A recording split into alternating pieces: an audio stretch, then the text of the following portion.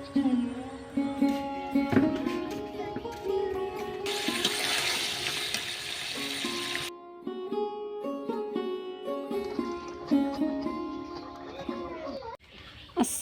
আলাইকুম, সবাই কেমন আছেন? দেশ এবং বিদেশে যে যেখান থেকে বসে আমার ভিডিওটি দেখছেন, আশা করি আল্লাহ তাআলার অশেষ রহমতে সবাই অনেক অনেক বেশি ভালো আছেন। আলহামদুলিল্লাহ, আমরাও ভালো আছি। আখির সংসার চ্যানেল থেকে আমি আখি আবারও আপনাদের মাঝে নতুন একটা ভিডিও নিয়ে চলে আসলাম। তো স্কিপ না করে পুরো ভিডিওটি দেখবেন, আশা করি ভালো লাগবে। আর একটি লাইক দিয়ে আমার ভিডিওটি দেখা শুরু করবেন। তো অনেক দিন থেকে ভিডিও দিচ্ছি না, সেই জন্য কিন্তু আমার চ্যানেলটা অনেকটাই আর কি ডাউন হয়ে গেছে। তো দয়া করে সবাই আমার ভিডিওটা দেখবেন, আর একটি করে লাইক দিবেন, আর একটি সুন্দর করে কমেন্ট করবেন যে আমার ভিডিওটা কেমন হয়েছে। তো যাই হোক, আমি আজকে সকাল 10টা থেকে ভিডিওটা শুরু করেছি। আর এই তো এখানে দেখতে পেলেন যে আমি একটা হাঁসা জবাই করে নিয়েছি। আমাদের যে সাদা 5টা হাঁস ছিল সেখান থেকে আর কি একটা হাঁসা জবাই করে নিয়েছি।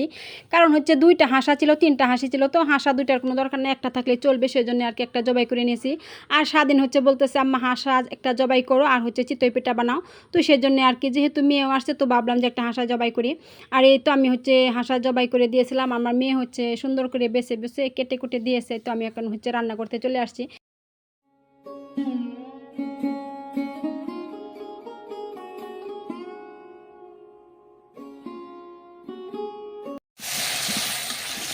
আর আমি হাঁসের মাংস রান্না করার জন্য মশলাটা ভালো করে কষিয়ে নিয়েছি। তো আমি যেভাবে রান্না করি, তো সেটি আপনাদের সাথে আর কি শেয়ার করলাম। সব রকমের মশলা দিয়ে ভালো করে কষিয়ে নিয়েছি। আর এখনই তো হাঁসের মাংসটা দিয়ে দেবো। আর আমার ঘরে কিন্তু আমি স্বাধীন, আমার মেয়ে শিখামণি সবাই হাঁসের মাংস খায়, কিন্তু স্বাধীনের বাবা হাঁসের মাংস খায় না। তো আজকে প্রথম রান্না করার পরে ওনাকে কিন্তু একটু খাওয়াইয়েছি, বলছে যে খেয়ে দেখো না কেমন লাগে আর কি। তো উনি একটু খেলো আর কি, বললো যে আমি তো কখনো খাই না হাঁসের মাংস, মানে আমার কাছে ভালো লাগে না, সেই জন্যই। তো আমি বললাম একটু খাও না। তো উনি হাঁসের মাংস চিটে পেটে দিয়ে খেয়েছে মশলা। তো আমার কাছে আর কি অনেকটা ভালোই লাগছে, কারণ যে কোনো জিনিস রান্না করলে ঘরে যদি সবাই খায় না, তাহলে আর কি অনেকটা ভালো লাগে আর কি। তো হাঁসের মাংস কিন্তু আমি ভালো করে কষিয়ে তারপরে রান্নাও করে নিয়েছি। আর এই তো দেখেন, মাংসটা রান্না কিন্তু দেখতে অনেকটাই সুন্দর হয়েছে, লোভনীয় হয়েছে, আর খাইতেও কিন্তু মাশাআল্লাহ অনেক মজা হয়েছিল। হাঁসের মাংস কিন্তু সবাই পছন্দ করেন না, আর যারা পছন্দ করেন তারাই জানেন যে হাঁসের মাংস খাইতে কতটা মজা। আর আমার ভিউয়ার্স আপু ভাইয়াদের মধ্যে কে কে হাঁসের মাংস খাইতে পছন্দ করেন, আমাকে কিন্তু অবশ্যই কমেন্টে জানাতে পারেন। তো যাই হোক, আমি কিন্তু হাঁসের মাংস দুপুরে রান্না করে রাখছিলাম।